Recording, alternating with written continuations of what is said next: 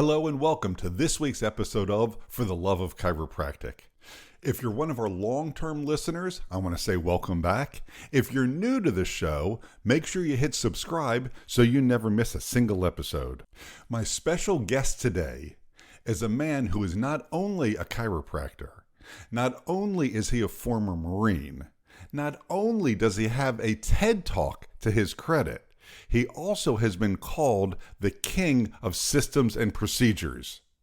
So without further ado, let's get started with today's show. Welcome to another episode of For the Love of Chiropractic. I'm your host, Dr. Robert Freeman. I've been in practice for over 30 years, and I continue to work in $1 million practice that I built, ran, and sold. I've taught, lectured, and coached our profession, and helped so many chiropractors build the practice and the life of their dreams. And now, I want to help you do the same. So here's today's show. He has been called the King of Systems and Procedures. Joining me by phone today is my good friend, Dr. George Birnbach. George, are you there? Yes, I sure am. I'm excited about this. Absolutely, me too. Now, George, remind me, how many years have you been a chiropractor? I've been a chiropractor 25 years, going on 26 years, since 1998. Okay, that makes you a little bit of a newbie, but your credentials certainly speak for themselves. So, and how many of those 25, 26 years, or maybe it predates that, how many of those have you been a business management or practice management person? I think I have always thought in systems. I think I've always believed more in building systems than checking off boxes on a to-do list ever since I was a child. But it really hit its stride when I got into the Recon Marines in the Marine Corps, and I had to learn to train people to competency in very rapid form. So I started creating training systems that we transitioned when we got into our first chiropractic practice in 1998 as ways to develop multiple associates inside of a single building. And we could get practices up into profitability where people were having fun, helping people, being successful pretty quick. And I think my mindset has always kind of leaned towards that way. And I didn't have to come upon that by reading some book. I think part of it was genetic. But on the other side, my mother was very stoic. You know, my sister is very stoic. She's a success too. And so I think we were somewhat raised in the idea that it was easier to do it right than to do it again. So we spent a lot of time on the front end of a system getting it 80% right. So we only had to manage 20% on the back end. That makes so much sense. So that reminds me of a question that I've been wanting to ask you for a long time, and because you and I have had many conversations over many years. Why aren't there more successful chiropractors? Or maybe said differently, why does it seem like so many chiropractors have such small practices that never reach the success that they're really looking for? You know, it's a great question. I really like chiropractors. I really like their heart. I like their ethics. I like their values. But I think they're taught wrong. I think that too much emphasis has been placed on the report of findings, because the decision on whether to work with you as a doctor isn't actually made in the report of findings. It's made in the history. It's made during the exam. The report of findings, even when I was in school, there was so much weight on the report of findings that you had to go in and you had to make this sale and you had to learn when to talk, when not to talk, what tools to use. In reality, in all of my practices, the report of findings is how we're going to work together, not if we're going to work together. That decision is made when you're building a rapport with that person. And this is a big skill to kind of cover in a short conversation. But when you address the front end of a conversation rather than the back end of a conversation, it almost always goes better. When I can say, Robert, this is what we're up against. This is where we need to go. This is how we're going to do it. It's like holding a travel brochure. And you can get excited about going to Italy. You can get excited about going to France. The report of findings is how we're going to do it and what we're going to experience along the way. What most people do is they go into a report of findings almost with the fear tactic of this is broken and it has to get fixed. And so we train people that they're here for symptoms and they have to act now. And then we tend to get upset when they leave when symptoms abate. But that's exactly how we brought them into the conversation. So there should be no surprise there. It's better on the front end to say, this is where we're going. This is what we're going to experience along the way. And when we get to this place, if we hit our marks, we'll graduate you to this next phase. Now we're giving people something to look forward to. And then the whole idea of do they start or do they not start is irrelevant, because they almost always say, that's what I want to do.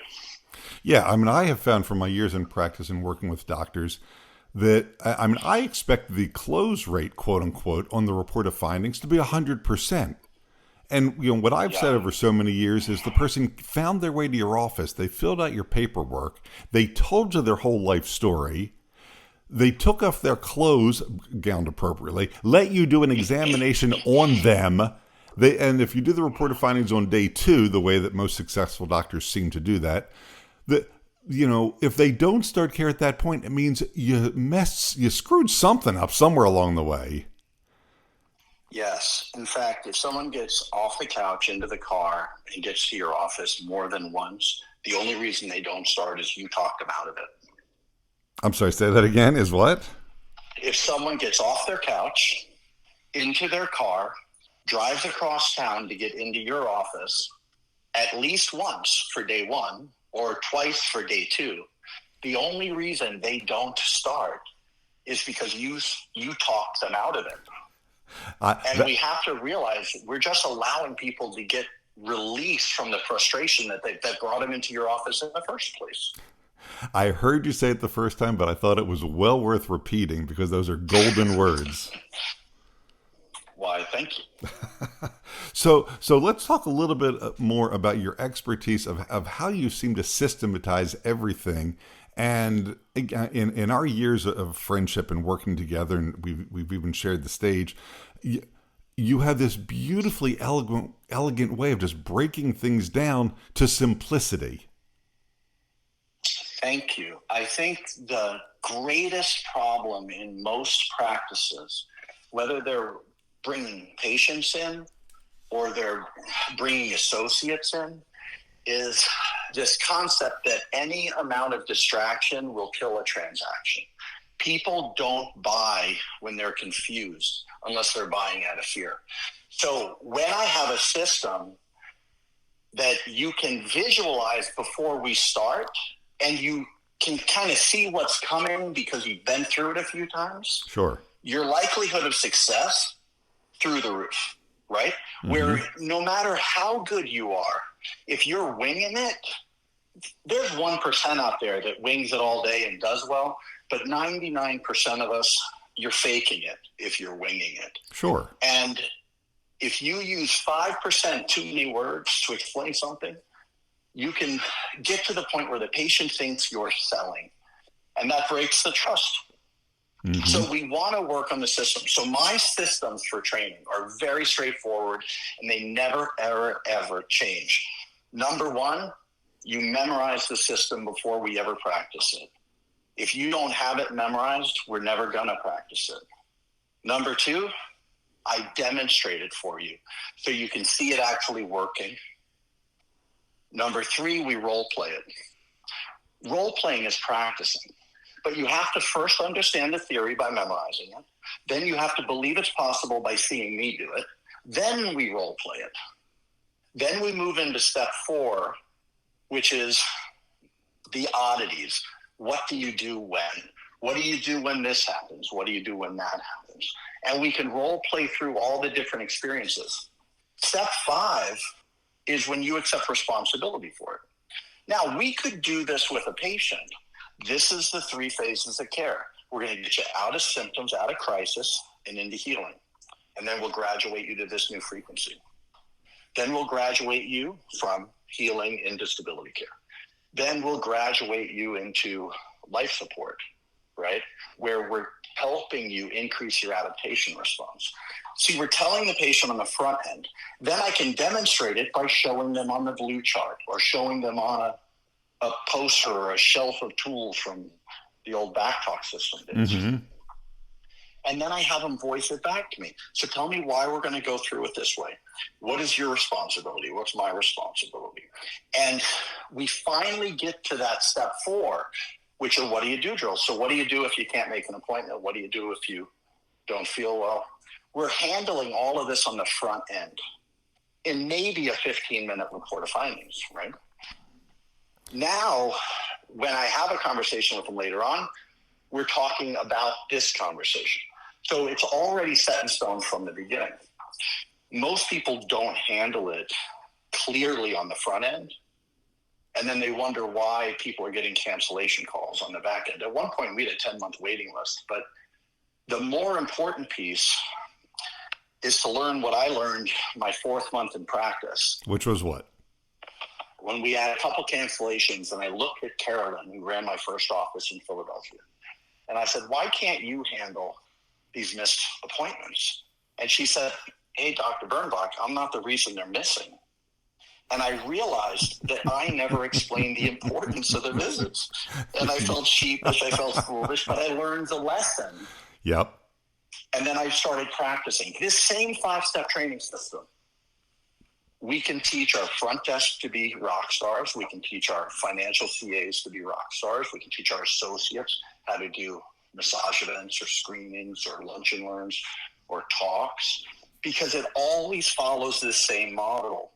You know exactly what we want, why we're doing it, and what it looks like if it's done right. You see that someone else can do it, which makes it possible for you. Then you role play it, and now you learn to trust yourself, because self-esteem is nothing more than the trust you built in yourself, right? And then we do what do you do drills that handles all of the it won't work because conversations. And then finally, you're up the empowerment scale because you have the strategy, the systems, and the skills. And level 5 is I just take responsibility for it. And I'm willing to tell you when it breaks or when it comes under stress versus you finding it one Wednesday. So, right? and my job in leadership is ideas, information, and inspiration. Right? That's my job, to make sure everyone achieves their best. And that's from the front desk to the patient. So you would say that's the clinic director's job, also the senior doctor's job. Absolutely. Everyone, regardless of your position, has one overriding model, which is to make the experience for the patient as well as it can possibly go. That's everyone's job. But leadership really boils down to knowing how to play the game that you're in, seeing who's on your team, and elevating the skill set of every single individual to play at their best level, but in agreement with everyone else on the team, so the whole clinic moves forward. You see, it's leadership is simple and complex at the same time, right? Leadership is about clarity and commitment, not just pushing through like a bull in a china shop, because quite honestly, if you had to ask me, what is the single skill that would almost guarantee success? It's an ugly piece. It's called grit. Never give up, right?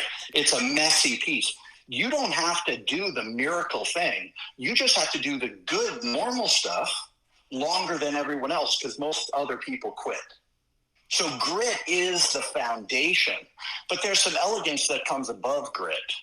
And that is taking the time to figure out clarity, right? To figure out strategy and systems and skills. But while you're doing all of that, you have to have an underlying commitment to why you're there. And if you make money the primary reason, you'll probably make a lot of money. But you won't get the magic triad. The magic triad is money, meaning, freedom. That has to be in balance, or you always feel out of balance. So you can push for money, you'll probably make a lot of money. You can push for new patients, you'll probably get a lot of new patients. Push for retention, you might or might not get a lot of retention. because retention is a relationship-based piece, right? There's a likability, there's a trust in retention, where with new patients, it can sometimes be like a product sale. You can do a discount here or a discount there. But the money meaning freedom piece is what actually feeds your soul and allows you to do this long term. Wow. Does that make sense to you? Oh, that makes total sense. Yes, I'm so glad that you're speaking at the pace that you're at, because there's lots of room to be taking notes and just getting all this down. This is amazing stuff. I'm from New York. I tend to talk fast. I apologize. Yeah, no, there you go. You're perfect. So if you were going to tell a young chiropractor, well, let's actually ask one question first. If you were speaking to young chiropractors, is it possible to build a practice today from scratch and become successful, become highly successful? Absolutely. We just launched a chiropractor last year in Tigard coming out of a pandemic. I mean, I think he had a one-room schoolhouse type practice, and we adjusted him into a brand new building, and I think we grew like 1.2 million in a year. I mean, it was like a rocket ship ride, but it was not magic, and that's the big thing. We have another guy down in Florida, which is a very different model because, well, you know me long enough to know I've had 4 practices, 4 different practices. Yeah, in 4 very different parts of the country also. In 4 different parts of the country. But the key to building a practice, it has nothing to do with pandemic. It has nothing to do with 1998 or 1981. It has everything to do with understanding this concept. No one wants to buy anything in life other than transformation. You go to a gym because you're trying to buy a transformation. You read a book because you want the transformation they talk about on the cover. A patient that you meet in your practice is usually patient 3.0. Think software, right? Patient 1.0 wakes up with a headache, sits up, goes, I don't feel good, I got a headache, sticks their thumbs in the back of their neck, trying to loosen up their neck. If that doesn't work, they roll over and they grab their spouse, their boyfriend, their girlfriend, their husband, their wife, or they go online and they look for someone else to solve it for them. Now, if it works, we never meet them. But if it doesn't work, they elevate to level 3.0, where they're willing to exchange a resource or series of resources to solve this frustration. There are only 4 resources in life: time, money, attention or energy, and labor. So if I solve my headaches by rubbing out my neck or taking a shower, I never end up in Dr. Freeman's office. If that doesn't work, and I look at my wife, Jeanette, and I say, hey, can you rub out my shoulders? And she goes, sure. And that doesn't work. Now I go, I'm willing to trade time and money to solve this problem. When doctors understand that the transformation is what people are trying to buy, not the fancy YouTube video, right? Not TikTok, not even a chiropractic adjustment. They're trying to buy a transformation. We can now learn to voice however we practice into a transformation element, a posture practice.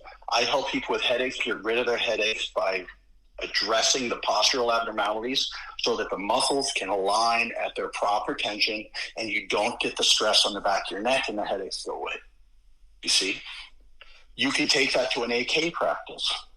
We help people with migraines get rid of their migraines by addressing what those muscles need in order to rebalance, and we give the body the nutrition it needs before it's looking for it so that the function comes back and you feel better. It doesn't matter what the technique is if you learn how to voice a transformation statement. I help people with this, get this by doing this, and the most important part, so that you can have this. And people will walk into your door looking for a transformation. That's why all the people we coach, it doesn't matter what their technique is, as long as it's ethical and honest. Right? Sure. It doesn't matter what the technique is, because the technique is the tool you're using to get a transformation. So we teach transformation. And then all your marketing works. That is super cool. I mean, and again, this is why you're the king of systems and procedures. I mean, you look at things from a different lens than most of the other people that I ever get to talk to or have interviewed, and I absolutely love that. Well, that's fun. I've got to ask you. I've got to ask you a totally different question. With your years of experience and your view on the profession and chiropractic and chiropractors, if you had a magic wand, where would you like to see our profession go and grow over the next 10, 25, or 50 years? It's a really great question. I believe that chiropractors learned how to teach chiropractic poorly. I think they were pushed into, as I was when I was in chiropractic school, we're pushed into thinking about chiropractic as a procedure-focused technique. In other words, you lay down, we work on you, you get up and you go. And I think that that's a disservice to the profession. I think a better way to think about chiropractic is a lifetime care model. And I'm not talking about the fear that patients have, once I get adjusted, I have to get adjusted forever. Personally, I think you should. But the model that we teach should be that life is never going to stop. There's always going to be pollution. There's always going to be gravity. There's going to be getting in and out of a car, which is one of the most complex movements that we have. When will a week go by that you're not getting in and out of a car? Your body has to be ready for that. And if we want to solve this problem of patients quit when symptoms end, we have to stop teaching them that we have to work on them because they're symptomatic, without losing sight of the fact that that's a real valid frustration. Sure. My head hurts is a real valid frustration. But we have to, in the next 10, 20, 30, 40, 50 years, start thinking of chiropractic more as a rehab model versus a single treatment model. And if we can take the patient and say, look, this is where we are now. For the next 6 weeks, we're doing this. But when we get on the other side of these symptoms, we're going to graduate you into that. And then that's going to be our model. And we are going to increase your body's ability to adapt to the stress that you put on it. Because even skinning your knee just meant you fell, and the friction coefficient was greater than the strength of your skin. So the skin tore. If you could have adapted to that, it's a brush burn, right? Right. Lifting a weight is the same way. If you're strong enough to lift a baby over your head, great, you had a great memory. If you're not, the body breaks down. I want to anchor patients in to the fact that fixing the symptoms is short term. Having your body ready and capable for what it needs to do in 5 years, 10 years, 20 years from now, that's our goal. It's adaptation response. Increase your body's ability to adapt to the stress, because the stress is never going to end, whether it's physical, chemical, or emotional. Do you think that is where our profession will go, or is that your hope? Well, I'm teaching it every day, so hopefully it catches better traction. If I was in front of a room of chiropractic students, I would spend half of my time teaching them how to do transformation statements, teaching them how to anchor transformation conversations into examinations and histories, because that would give them better, successful practices. And if I can shake them all up a little bit and convince them that they need 3 doctors in one practice rather than 1 doctor in 3 practices, then the entire profession would get financially stronger. But I think the world needs chiropractic more than ever, because if you look around, the stress keeps going up, but the quality treatment options, the quality of education is going down. Sadly, everyone's looking for a quick fix. Chiropractic's not designed to be a quick fix, even though people can have incredible improvement after a single adjustment. We've seen it, we've probably done it.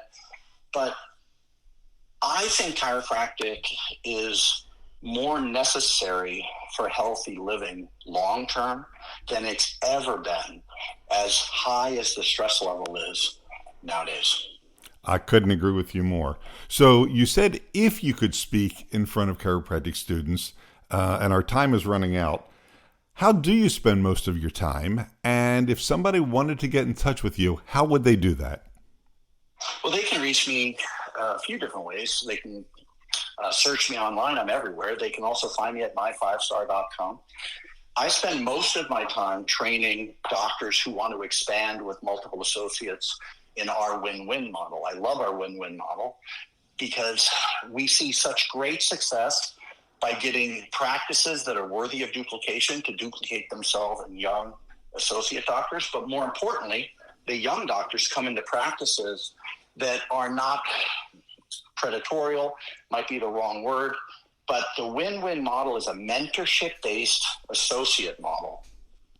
Right? And that mentorship-based associate model is training them how to have a career that supersedes what they thought they could do in an associateship. Most people get into an associateship and they think it's a 2 or a 3 year process and then they'll move on to their other thing. But some of these win-win clinics, they're so financially beneficial, they're so educationally beneficial, they're so experience beneficial to these associates that many stay much longer because they're surrounded by people who have their best interest at heart, other associates as well as the owning doctor. But I spend most of my time training doctors in this win-win model because I can only think that's going to make the whole profession better. I absolutely love that. George, I can't thank you enough for spending the time and sharing all this information today. And I certainly hope that people do reach out to you and we continue to build this profession, making it bigger and better all the time. Thank you very much. I love the work you do. All right. Thanks, George. Bye-bye. Bye, my friend. All right. And that's our show for today. If you have a question about today's show or your own practice, feel free to reach out at fortheloveofchiropractic.com. Before making changes to your practice, be sure to seek legal advice regarding those changes and regulations in your state. For the Love of Chiropractic is an RGF production, all rights reserved. And thanks for listening. Original music provided by Hunter Rich Music.